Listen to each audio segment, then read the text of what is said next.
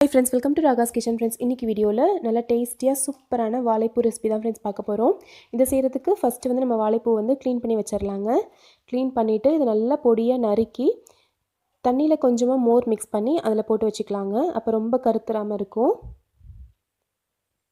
இப்போ இந்த ரெசிபிக்கு ஒரு 1/2 கப் அளவுக்கு கடலைப்பருப்பு, 1/2 கப் அளவுக்கு துவரம்பருப்பு இது ரெண்டையும் எடுத்து நல்லா கழுவிட்டு தண்ணில போட்டு ஊற வச்சு ஒரு 2 மணி நேரம் ஊற வச்சிருக்கேங்க. ஊற வச்ச பருப்பை தண்ணி போக நல்லா வடிகட்டி எடுத்து வச்சிருக்கேன். இப்போ ஒரு மிக்ஸி ஜார் எடுத்துக்கலாங்க. அதில் ஊற வச்ச பருப்பு கொஞ்சம், 1 டீஸ்பூன் சீரகம், ஒரு 4 வரமிளகாய், ஒரு 1/2 டீஸ்பூன் அளவுக்கு கல்லுப்பு இது எல்லாத்தையும் சேர்த்து நல்லா அரைச்சிக்கலாம். கொர கொரன்னு அரைச்சி எடுத்தால் போதுங்க, வடைக்கு அரைக்கிற மாதிரி. இது கூட நம்ம ஊற வச்ச பருப்பு பாக்கி இருக்கு இல்லைங்களா, அதையும் சேர்த்து அரைச்சிக்கலாம். தண்ணி எதுவும் சேர்க்காமல் அரைச்சிக்கோங்க. இந்த அளவுக்கு கொர கொரன்னு அரைச்சா போதும், ரொம்ப நைஸாக அரைக்க தேவையில்லை. இப்போ அரைச்சதை ஒரு பாத்திரத்தில் எடுத்து வச்சுக்கலாங்க. இப்போ இது கூட நறுக்கி வச்சுருக்க வெங்காயம் 1 கப் அளவுக்கு சேர்த்துக்கலாம். நம்ம நறுக்கி வச்சுருக்க வாழைப்பூவையும் தண்ணி வடிகட்டிட்டு எடுத்ததில் சேர்த்துக்கலாங்க. சேர்த்துட்டு எல்லாத்தையும் நல்லா கலந்து விட்டுக்கலாம். இது ரொம்ப ஹெல்த்தியான ஒரு ரெசிபி கூடங்க. இதில் நம்ம எண்ணெய் வந்து அதிகமாக யூஸ் பண்ண போகிறது கிடையாது, அதனால ரொம்ப ஹெல்த்தியும் கூட. இப்போ எல்லாத்தையும் நம்ம மிக்ஸ் பண்ணிட்டோம். இப்போ இட்லி தட்டு எடுத்துக்கலாங்க. இட்லி தட்டில் ஒவ்வொரு பெரிய சைஸ் உருண்டையாக எடுத்து அதில் வந்து வச்சு நம்ம வேக வச்சு எடுத்துக்க போகிறோம்.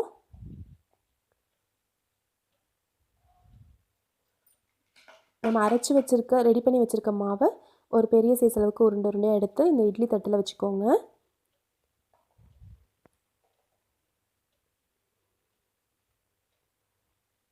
இப்போ நம்ம எல்லா இட்லி தட்டிலையுமே இது மாதிரி ஃபில் பண்ணிட்டோம்.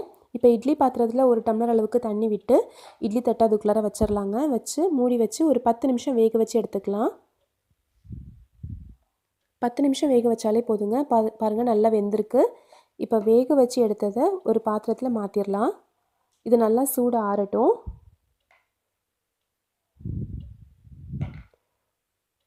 பாருங்கள் இப்போ எல்லாத்தையுமே எடுத்து வச்சாச்சு. இது நல்லா சூடு ஆறட்டுங்க. சூடு ஆறினதும் இதை வந்து நல்லா உதிர்த்து விட்டுக்கலாம். நீங்கள் வந்து வெயிட் லாஸ் பண்ணுறவங்களா இருந்தீங்க அப்படின்னா இதை கூட ஒரு ஈவினிங் ஸ்நாக்ஸாக எடுத்துக்கலாங்க. ரொம்ப சூப்பராக இருக்கும், இந்த டேஸ்ட்டாக இருக்கும் இந்த இட்லி. இப்போ நம்ம உதிர்த்து விட்டாச்சு. ஒரு வாணலி எடுத்துக்கலாங்க. அதில் ஒரு 2 டீஸ்பூன் அளவுக்கு எண்ணெய் விட்டுக்கலாம். எண்ணெய் சூடானதும் ஒரு 1/2 டீஸ்பூன் கடுகு,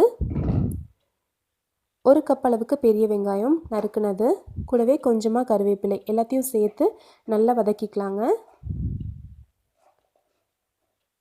இப்போ இது கூட ஒரு 1/2 டீஸ்பூன் அளவுக்கு மஞ்சள் தூள், இந்த வெங்காயத்துக்கு தேவையான அளவுக்கு உப்பு எல்லாத்தையும் சேர்த்து நல்லா வதக்கிக்கோங்க. வெங்காயம் நல்லா வதங்குறப்போ நம்ம உதிர்த்து வச்சுருக்கோம் பார்த்தீங்களா, அதையும் இது கூட சேர்த்துடலாம்.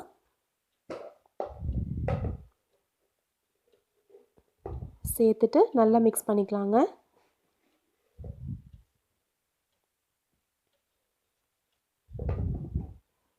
நல்லா இந்த வதங்கின வெங்காயம் மஞ்சள் தூள் எல்லாம் ஒன்றா கலந்து வர மாதிரி நல்லா வந்து கலந்து விட்டுக்கோங்க. கிட்டத்தட்ட மீடியம் ஃப்ளேமில் ஒரு 4லேருந்து 5 நிமிஷம் இதை வந்து நல்லா வந்து வேக விடுங்க. அப்போ தான் சரியாக இருக்கும்.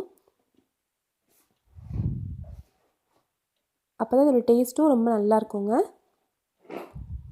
இப்போ ஒரு 4லேருந்து 5 நிமிஷம் நல்லா வந்து வதக்கிட்டு